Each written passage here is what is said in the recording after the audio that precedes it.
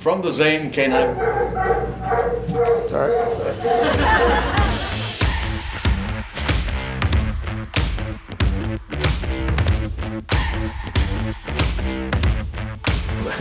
I'm not a dog person.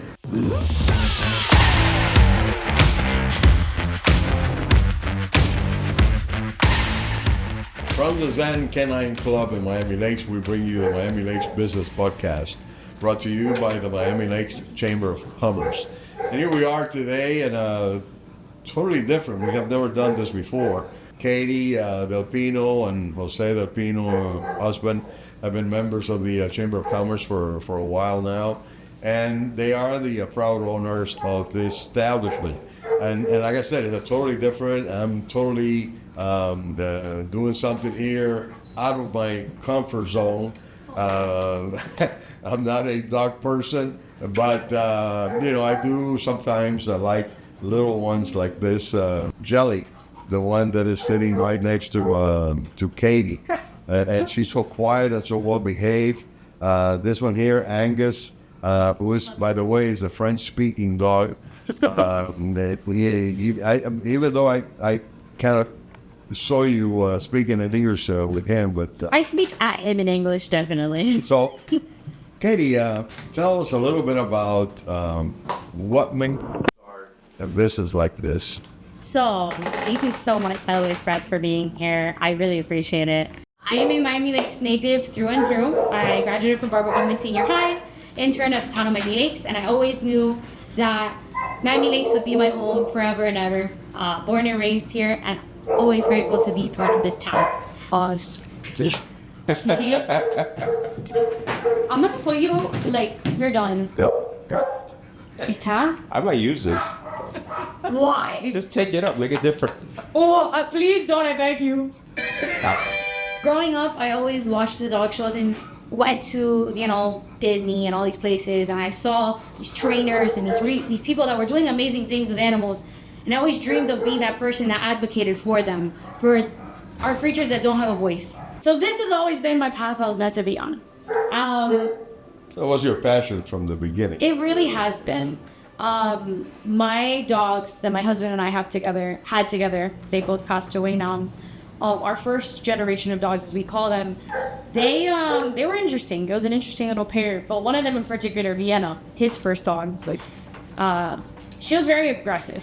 She bit about 13 people and mauled my other dog, my Yorkie, with 13 literally just marks everywhere. And it was just, we got home to a bloodbath 3 days before our honeymoon that we were supposed to leave to Thailand. So good. I love Vienna too, but it had gotten to a point that I just said enough is enough.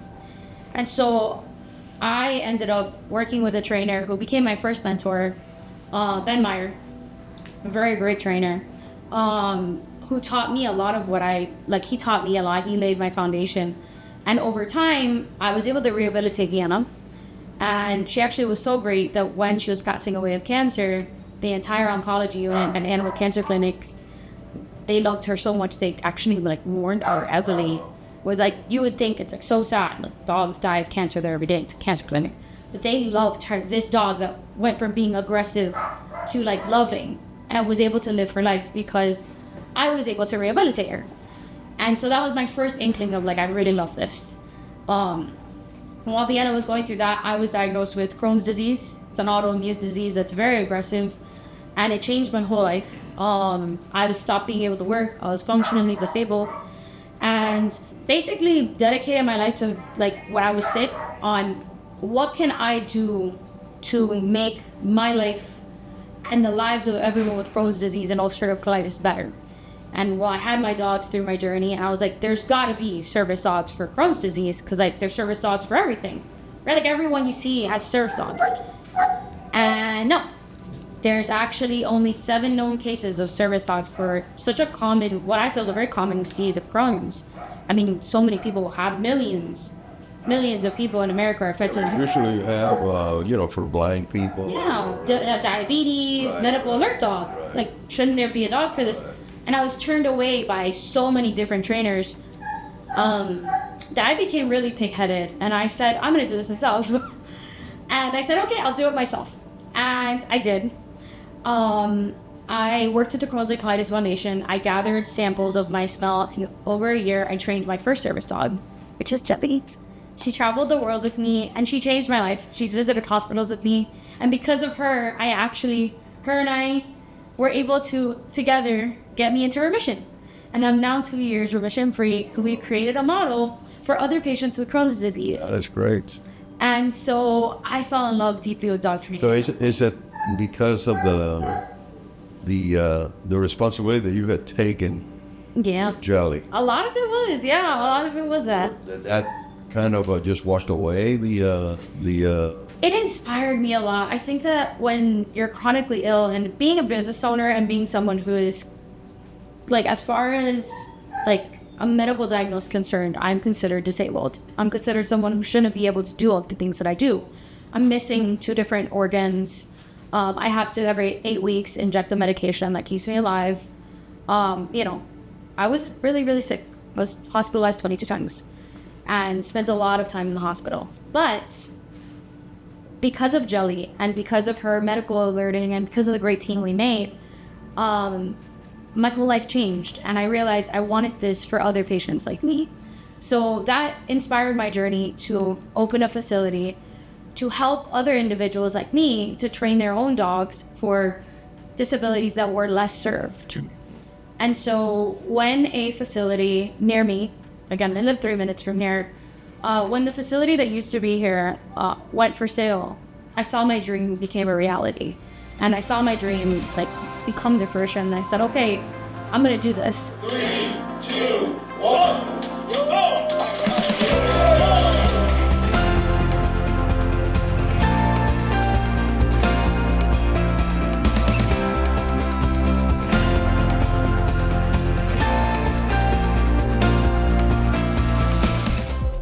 Tell me, enumerate the services that the clinic offers. Yeah, so we offer boarding, daycare, grooming, and training. With our boarding and daycare, one thing that I learned by taking on this business is that this industry is highly unregulated. Pretty much anybody can come in. I'm a certified dog trainer. I went to school for this. Not only did I graduate with 2 different certifications, one as a certified dog trainer, but also a service dog trainer. But I also am certified as a pet professional. I'm certified, I went and worked under mentors as well. I put my time in to understand dog psychology, to understand the brain. None of that is required to own a facility like this. It is a very dirty, unknown secret of our industry, is that literally anyone could go and say, I want to do this. Without any knowledge of it. And not everybody should, and most people should not. I put it akin to like kids at a daycare, like a kids daycare. Like you should need education, you should need knowledge. So with our daycare and boarding, one thing we really do differently is that all of our staff are required to be certified in not just basic first aid CPR, but also dog body knowledge, psychology, group play, dynamics of different types of dogs and the way they interact. Really and truly handling skills. All of those things are so critical because if a person's going to interact with a dog here, they have to understand those skills to ensure a safe environment. It's really important. And then the other 2, grooming and training, same thing, unfortunately. With grooming, I was something that very early on I realized the grooming industry is also not regulated. So I set out to really take my time and get groomers that are educated, that are certified, that really take their time. And one thing we really do differently here is that our grooming sessions are one-on-one. So as long as a dog takes, is as long as it takes. We make sure that the dog is gonna get a good experience because we know that dogs carry trauma, and a lot of dogs, people say oh, my dog hates going to the groomer.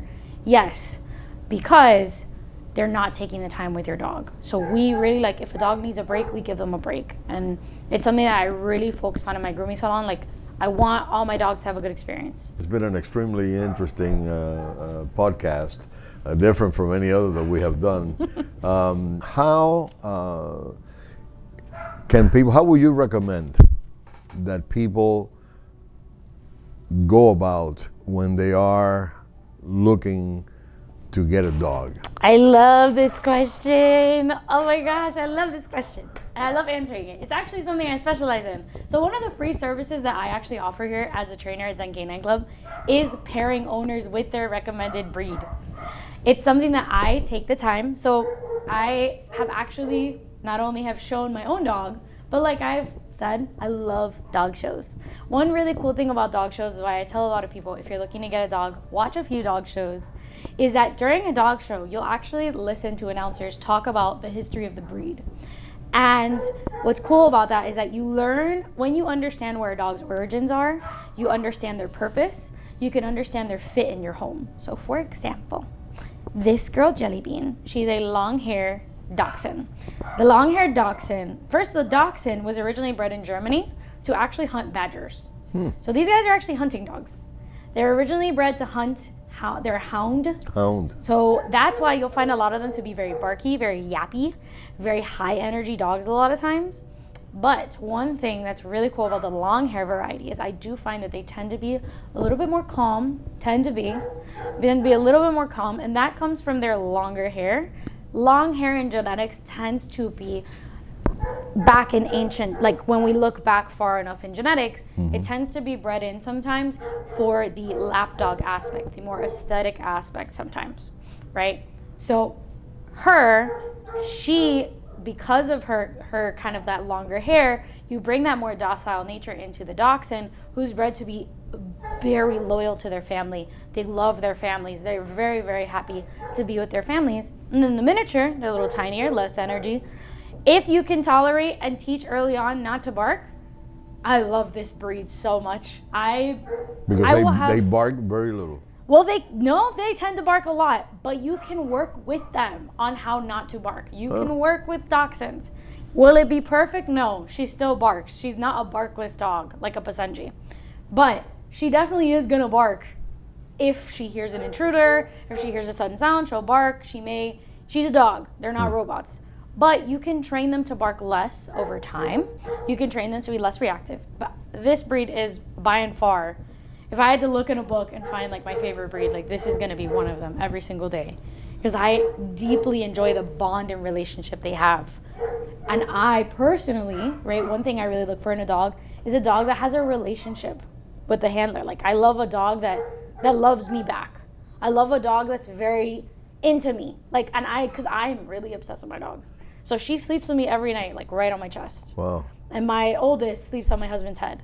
I'm personally really into that. So I tell owners, what do you want in your dog? And my first question I ask is, I tell owners, I want you to think, I want you to close your eyes and think of your dream dog and think of your lifestyle and what do you want from a dog? And oftentimes they'll tell me their dream dog and then they'll tell me their lifestyle. I'm like, that's not actually your dream dog because your lifestyle doesn't match. So then we go through and then we actually look and we go through the list of breeds and we're like, it's actually this. And then when they find their breed, they're like, you were right. This is like a great dog for me. You can oftentimes find these dogs in shelters too. There's lots of also breed rescues that have older dogs that have already been trained, just looking for a home and a safe place to land. Great place to find a dog. But I always tell people, start with your base breed of what you're looking for as far as what matches your lifestyle. Tell me a little bit about, and we'll end with this, how has the chamber helped you and Jose to foster this place and to make this place as successful as I see it is, you know? We definitely still have a lot more growing to do, and I want to continue to grow, but I think the chamber really fuels us to continue to want to grow. The chamber inspires me so much, meeting so many amazing people there. I'm inspired and in awe every day by the individuals I've met at the Chamber of Commerce, and I'm so grateful to the chamber. Every time I go to luncheons and the gala, and every time I go to chamber events, I'm always just reminded like why I'm in Miami Lakes and why it'll never be anywhere else. You know, because a lot of different kind of towns and facilities like, oh, well, we want this, you know, we want this in this area, we want it here, why don't you come over here? Miami Lakes is small. And I'm like, no. Like our goal and our dream is to expand. We want to expand within Miami Lakes. we want a bigger facility in here. But this is a huge facility. This is probably the biggest facility I've ever visited. You would think that, but we have big goals and dreams, and I know that I want to make them a reality. Something really special, hopefully, we'll be cooking up in a few years. I want to create a place where parents like me and parents like all of our parents in Miami Lakes can come and enjoy time with their dog too. Oh, okay. So maybe, that's a good idea. Maybe, we will see. But I know that no matter what happens with Zen Canine Club, our home will always be here in Miami Lakes, thanks to the Chamber of Commerce. That's wonderful, wonderful to hear, and I thank you so much for inviting us into your business to to learn about it and to make the people find out about exactly what services Katie and Jose offers here in Zen Canine Services or Clinic. It's been a different experience. It's been a wonderful experience. Thank you. I hope that you have enjoyed this podcast as much as I have, even though I didn't think at the beginning and that I would, but it happened. Katie has made it very comfortable and very nice for us to be here. So folks, until next time.